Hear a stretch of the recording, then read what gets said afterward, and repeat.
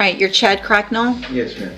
And Mr. Gertz, will your client waive the formal reading of the indictment? He will, Judge.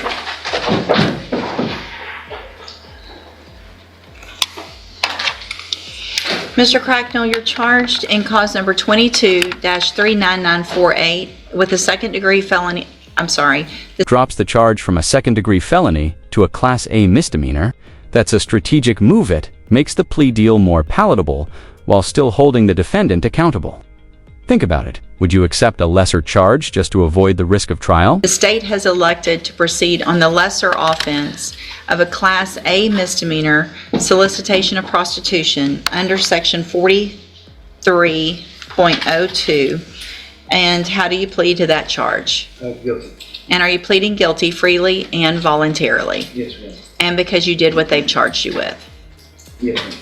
And so I'm going to, just to make sure, based on our previous discussions, the charge is from 2021, and the law that would be in place at that time would be from the code, I guess, that we have dated 19 and 20, where there's been some changes in the level of the offenses of solicitation of prostitution, and the lesser included offense at that time of solicitation of prostitution, well, the offense of solicitation of prostitution at that time was a Class A misdemeanor, which is why that is what we are referring to and pleading to at this time, which is a lesser of the offense that he's been charged with, which is for a child under 15. Correct, everyone? Under 18, but Under yes. 18, I'm sorry.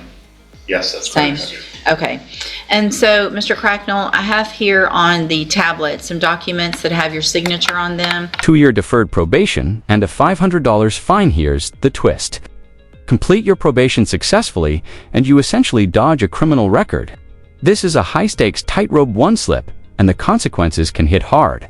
That the state's marked as Exhibit Number 1. Before you signed these, did you go over them with Mr. Gertz? Yes, ma'am. Do you fully understand them? Yes, ma'am.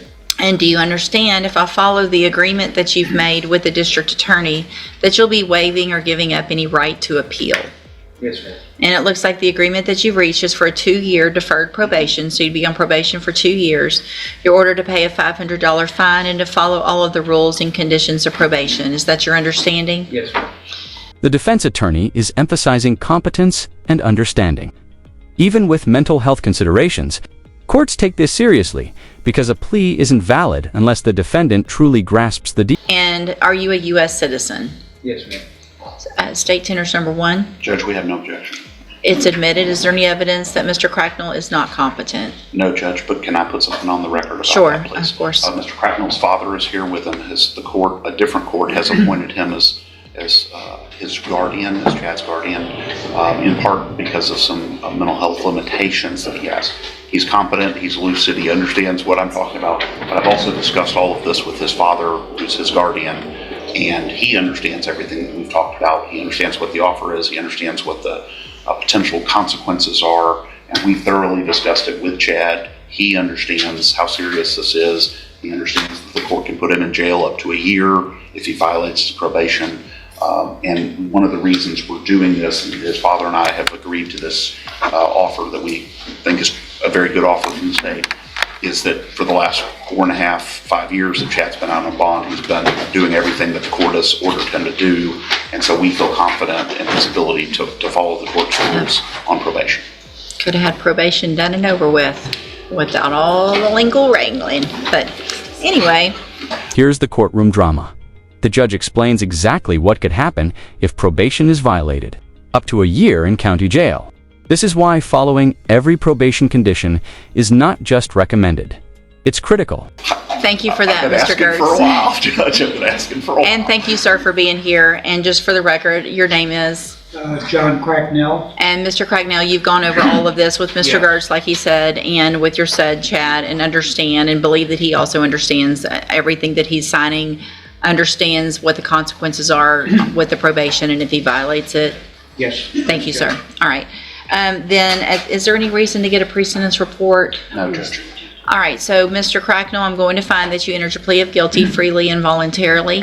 I'm going to waive the pre-sentence report, find sufficient evidence to find you guilty. However, I'm going to follow the agreement that you made with the district attorney and defer all proceedings and place you on probation for 2 years. You're ordered to pay that $500 fine and to follow all of the rules and conditions of probation. If you do that, this is a great opportunity because you don't have a conviction on your record. And if you successfully complete the probation, the case will actually be dismissed at the end. You'll never have this conviction. The other side of that, though, is if you violate any condition of probation, you don't follow the rules with probation, you can come back to court, I can find you guilty, and you could go to the county jail for up to 1 year. Do you understand? Yes, ma'am. All right, then, I'm going to hand you, oops, let me get that printed. I've got it filled out. So you don't need it. I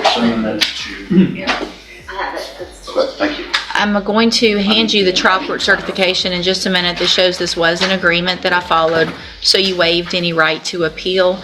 And then you'll just need to have a seat as soon as I hand that to you. You can have a seat here in the courtroom, and the lady that's at that desk right there is with probation. She'll call you up when she's ready to go over all of your paperwork. Okay. All right, good luck to you, sir. Thank you, sir. Thank you. Thank you, Mr. Gertz. Here's your Watch the judge giving a mini lesson in legal responsibility. If you're on bond, you're expected to try hiring a lawyer. This ensures defendants get fair representation. It's a reminder that courts enforce process, not just punishment. Mr. Gertz, there's your... Thank you. Your name is Anthony McFarland. Yes, ma'am. And Mr. McFarland, it's very important that you're here on time. Yes, ma'am. Because what happens when you're not is I filed a bond forfeiture, and so you have a warrant for your arrest right now. I'm going to recall that today, but it's important that you are here Yes, ma'am. on time. Give me just a second to finish doing something on here, and then I'll pull your case up. I'm sorry. Take just a second.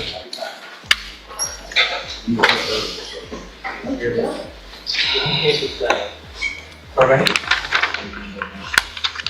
Let me find you.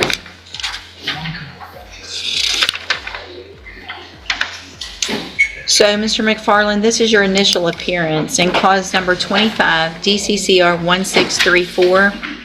You're charged with tampering or fabricating physical evidence with intent to impair from April 6th of 2025. Since you've made bond in your case, have you had an opportunity to try to hire a lawyer? No, ma'am. I had a court appointment. Right. I talked to him before I got here. He was like, he's out of town. So here's what happens. When you're in custody, we automatically give you a court-appointed lawyer. If you make bond, then I expect you to at least try to hire your own lawyer. So what I'm going to do is reset your case for about 30 days to give you some time to try to hire someone. Yes, ma'am. If you get someone hired before that next court date, just bring the reset notice that you get today to that lawyer and they'll tell you what to do. And that's the perfect outro for engagement. Where facts meet emotion, justice finds its voice. A subtle nudge for the audience. Subscribe if you want more real-life courtroom intensity, book drama, and closure, all in one. Yes, ma'am. If you're unable to hire someone before the next court date, then I'm ordering you to visit with at least 3 lawyers. They all charge different amounts, have different payment plans. Bring me back the names of the lawyers that you talk to so I know you're trying, and then we'll discuss your options. Yes, ma'am. If you don't do that, then when you come back, you run the risk of me raising your bond for not following that court order, and you would go back to jail. Do you understand? All right, if you'll step in front of the clerk, she'll give you that reset notice.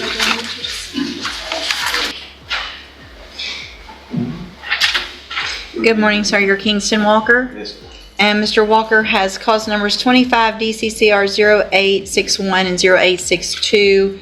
And what is the announcement? I'd ask for a short recess, Judge. I'm just trying to get things put together and talk to the prosecutor and come to some resolution to this unfortunate matter. Station our questions. All right, and it looks like you just were hired in December. Mr. Walker, I'm going to reset your cases. It'll be about 30 days or so. Make sure you stay in touch with Mr. Burbank. He'll let you know when you need to be back, and y'all can discuss your case before then, okay? All right, you're free to go. Where facts meet emotion, justice finds its voice. To witness more real courtroom moments, subscribe to Law Nexus.